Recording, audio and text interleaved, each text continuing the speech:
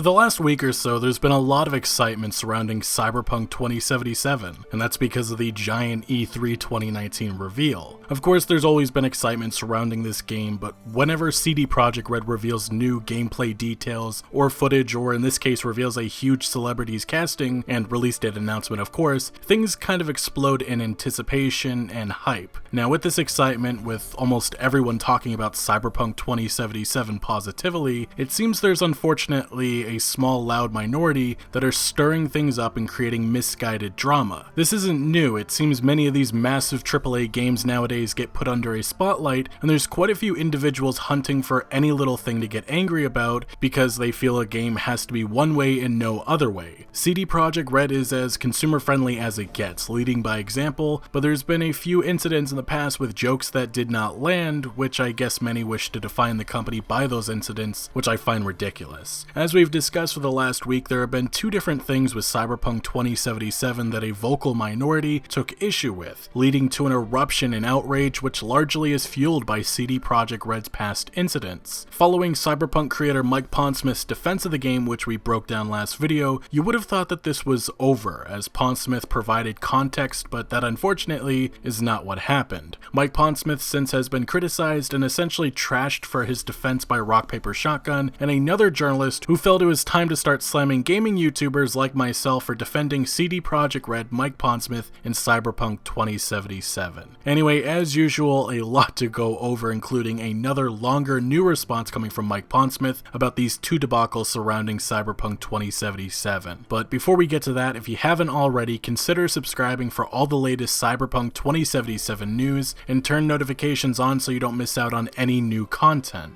Also, YouTube's been having some problems as of late, some very public problems, making me concerned for the future of this platform, so do make sure to follow my other social media accounts if you haven't already. Nonetheless, one of the gaming websites that has led the charge against Cyberpunk 2077, really maybe the only one, is Rock Paper Shotgun. And I don't mean just the ridiculous misguided hit piece article which criticized the depiction of certain groups in the game, because as of this last week there have been other takes like this article, which said that context doesn't matter with the controversial in-game advertisement, and then there was an article looking at the Steam charts which Cyberpunk 2077 jumped to number 1, with the journalist or Rock Paper Shotgun founder calling everyone who pre-ordered the game absolute morons. We'll dive into these articles a little later in this video, but the Rock Paper Shotgun founder also recently spoke about Mike Pondsmith's defense of the game, saying, "I love an argument that says this can't be this way because the imaginary people we made up made the decisions." And he would further add the following comments after receiving backlash for this comment. "Extraordinary work by the overnight Twitter goblins, those who spend their waking lives screeching about anti-white, well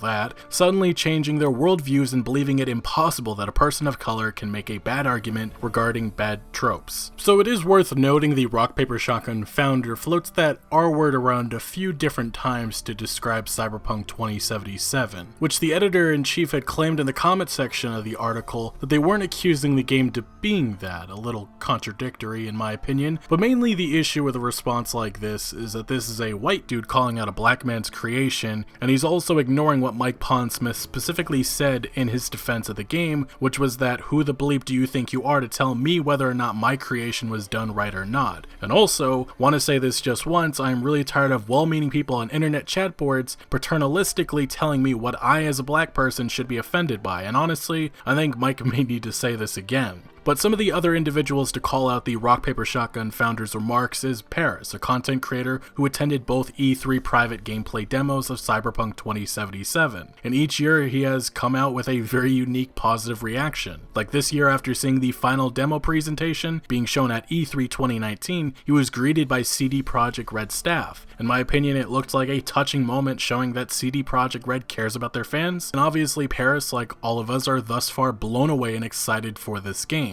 Anyway, Paris, also a black man, reacted to the Rock Paper Shotgun founder's tweet by saying, "I assume you wrote this dumb article that started all of this. Mike Pondsmith is not imaginary, he is an African American who created this world and characters of Cyberpunk. So who are you to tell him or myself what to be outraged about? I wish your clickbait was imaginary." Obviously that is just one perspective on this, but I think the overall problem is that this outrage was ignited by Rock Paper Shotgun, and a lot of people have used this specific article as evidence that CD Projekt Red doesn't care or understand how to represent other ethnical groups, which is far from the truth. Rock Paper Shotgun specifically, and this was their biggest criticism, was the use of quote-unquote racial stereotypes, with some of the notable examples cited in this article being predominantly black people labeled as animals, being shot by our protagonist V, who, might I add, doesn't have a set gender or race. They also mentioned how V mocks a voodoo boy's Haitian accent, and a white businessman tells V he'll be betrayed by the voodoo boys once he's done their dirty work, coming to a bizarre conclusion that the violent black thugs betrayed us as the corporate white man said they would. If CD Projekt Red are trying to subvert expectations, then it's not one that lands. But Mike Pondsmith's response, clarifying who the animals are and why he's excited about the changes made to the voodoo boys' backstory, is I guess just not good enough for Rock Paper Shotgun's founder. Now in the last few days we have actually received another response from Mike Pondsmith about the issues raised with Cyberpunk 2077. This came in an interview with Eurogamer. The journalist close to the end of the interview brought up the advertisement, which features a character with a pretty massive package. This in-game advertisement has drawn a lot of anger, even after CD Projekt Red's art director clarified that the intention of this poster was to show how corporations in this dystopian future take advantage, exploit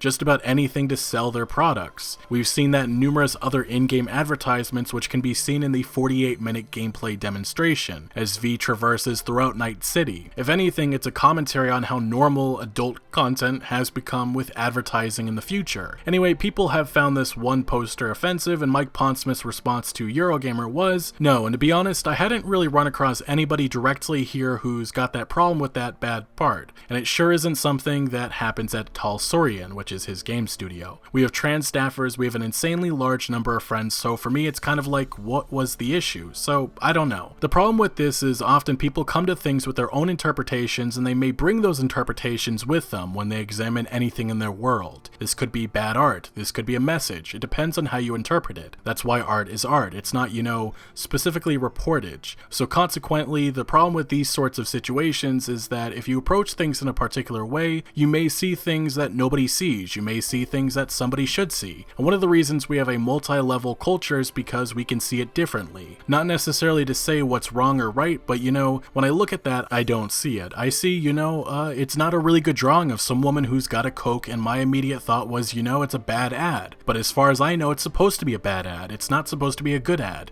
Somebody was hammering it out in a sweatshop somewhere for $5. And I will add to that last part, clearly he's talking about the context of the advertisement in the game. That companies are trying to exploit people and paying their workers very little for that work in Night City. But he would continue further adding his thoughts on this debacle while also bringing up the other issue that created outrage thanks to Rock Paper Shotgun, and that being stereotypes and representation. Mike Pondsmith would say, in the game, yeah, I always figured. So I don't think of it that way, and when you mentioned it, that would have been the first time I've heard of that. What I know is people have brought a lot of interpretations to what we're doing, positive and negative, and they're going to do that, and that's sort of inherent not just in whatever we do, but also in the nature of Cyberpunk. It's like people arguing about representation of various groups. I kind of look at it as, well, when I represent people in Cyberpunk, they're from every walk of life in every single place, and I'm not exactly taking a time clock to see who's there. I'm going to go, does this reflect the world that I see, or that I think probably should be out there, and particularly the world and street that should be a very complex, very open world, because the street doesn't have room to pick sides and differentiate. Finally though, Mike Pondsmith would finish this interview by telling Eurogamer basically the problem is, at a certain point, there will be no way or right answer if somebody comes at it with their interpretation. There will be mine and theirs, and there are going to be people who say you need to be doing this about it, and I'm going to say I'm doing what I do about it. No matter what Mike Pondsmith says, it's not going to stop the anger surrounding Cyberpunk 2077, and he is right with people making their own interpretations. But other than just that, there's still journalists like this one claiming Mike Pondsmith doesn't have involvement in this game, citing Wikipedia articles as proof that really doesn't even support this narrative that this journalist is trying to spread. He literally said in his Reddit response that if he wasn't heavily involved, he would be able to get more done. As it is, he barely has a life. In recent days, there's also been this article coming from Medium, which tries painting YouTubers defending Cyberpunk 2077 in a negative light. Strangely, this journalist tries calling YouTubers like myself as GGers, which I personally find laughable, but also kind of offensive. And the context of this article, anyone leaning right is, I guess, a GGer, although I've never really made my political position known. I have, however, said that representation is an important issue facing gaming, but I guess let's just ignore any of that and judge my content on a thumbnail or title, which I do find pretty darn irresponsible. But this writer takes issue with the YouTuber algorithm taking a note from the CNET hit piece article, and then slamming YouTubers like myself and Young Yeah, and various other content creators for defending Cyberpunk 2077. Besides defending Rock Paper Shotgun's article claiming they were right for raising concerns, which might I add, have been proven to be misguided, this writer claims that Legacy Killer HD, myself, went as far as to say the original Rock Paper Shotgun article was a hit piece, and they put that in quotes, which I mean, it was a hit piece article, and the tone of the rest of the videos follows accordingly. Honestly, I don't know what that last part means. I would argue the tone of any of my content is typically very composed, unless you judge my content on a thumbnail or title. But the paragraph I really want to point out from this article was this one. It would be really hard to take away from Mike Pondsmith's own interpretation of what CD Projekt Red has been making for the last few years, since he's more closely aligned with the project than pretty much anyone outside of the company. But what appears to have happened is that GG is taking Mike Pondsmith as a token black creative. Example, CD Projekt Red couldn't possibly be bad since they hired a black person. I mean, he's the creator, they didn't just hire him, doubling as a noteworthy creative say in Cyberpunk's thousands of pages of script, asserting that Mike somehow doesn't have a subconscious bias against his own kind, or is in any way invulnerable to racial prejudice against minorities, is about as sound as saying Trump's presidency has been a blessing upon black people because Kanye West said so.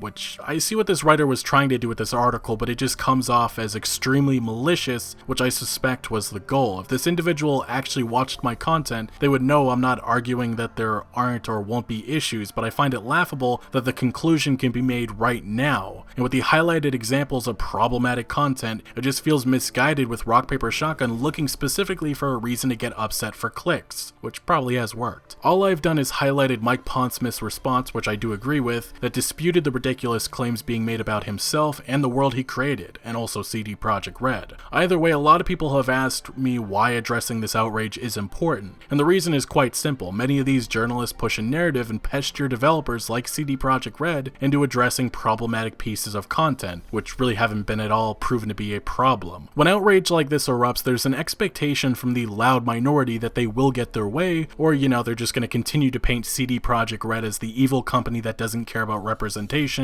on social media sites like Twitter, even if that's not true. Look at a game company like Ubisoft, who continues to face anger articles for not being political enough with games like Far Cry 5. But as I was writing this, Rock Paper Shotgun's founder actually deleted his original remarks and made a sorta apology saying, "Right, let's make this all clear. I think the journalist was right to raise his concerns based on the experience of playing the game at E3. I accept it was a bad take for me to call out Pondsmith's comments. I apologize to him." And to that I would say maybe you should admit you were wrong for what you actually said about Mike Pondsmith's defense of his creation. Also, I really do question the sincerity behind this tweet, largely because of his first reaction to backlash, which was to call those opposing his position as Twitter goblins. Either way, as I mentioned earlier, Rock Paper Shotgun has also slammed people for pre-ordering the game, calling them absolute morons, which I'm not usually someone who supports pre-ordering, but I find that tone rather unwarranted, especially because some people really want to support a company that thus far hasn't given people like myself reason not to support them. CD Projekt Red also encouraged people in a secret message that are not sold thus far in the game to wait for reviews and not pre-orders, so yeah. Then there's this article, which basically says context doesn't matter because the in-game advertisement contributes to oppression, I guess. But yeah, right now the conclusion I've come to is that Rock Paper Shotgun decided to stir up drama around Cyberpunk 2077 for clicks. They saw some of the previous incidents and how some reacted to the in-game advertisement and capitalized on that while ignoring or downplaying the arguments made against the anger. That's just my opinion at this moment, but I do find it ridiculous that they went so far to slam Mike Pondsmith, and that Medium article, might I add, was an extreme reach at trying to downplay Mike Pondsmith's defense, while also going after and maliciously labeling YouTubers and really this platform. Hopefully this is the end of the mess, but knowing how social media works in this industry,